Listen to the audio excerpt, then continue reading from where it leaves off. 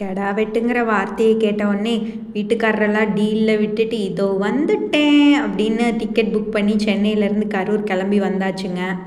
ஞாயிற்றுக்கிழமை தான் கெடா வெட்டு. அதனால் நாங்கள் காலையில் நேரமே கிளம்பி போயிட்டோம்.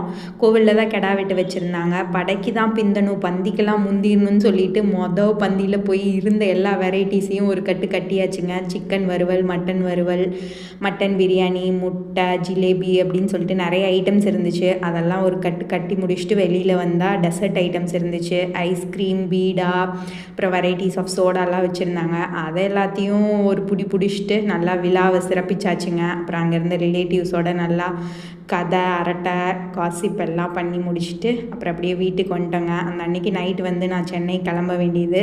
அம்மா வீட்டுக்கு போயிட்டு அம்மா வீட்டில் இருக்கிற பாதி ஐட்டம்ஸ் ஆட்டையை போட்டு வரலைன்னா அம்மா வீட்டுக்கு போனதுக்கு என்ன மரியாதை? அதனால தேங்காய், மாங்காய், கடலைப்பருப்பு, வாழைப்பூ, பிரண்டை அப்படின்னு இருந்த எல்லா ஐட்டம்ஸ்லேயும் இதில் ஒன்று அதில் ஒன்றுன்னு எடுத்துகிட்டு வந்தாச்சுங்க. பிரண்டையில் ஏதாவது நம்மளுக்கு ரெசிபி செஞ்சே ஆகணுமே, குக்கிங் ஸ்கில்ஸை காமிச்சே ஆகணுமேனு பிரண்டை குழம்பு செஞ்சுருந்தேங்க. அதை வீடியோவாக அப்லோட் பண்ணியிருக்கேன். உங்களுக்கு டைம் இருக்கிறப்ப செக் பண்ணி பார்த்துட்டு உங்கள் ஃபீட்பேக் சொல்லுங்கள். தேங்க்யூ, பாய்.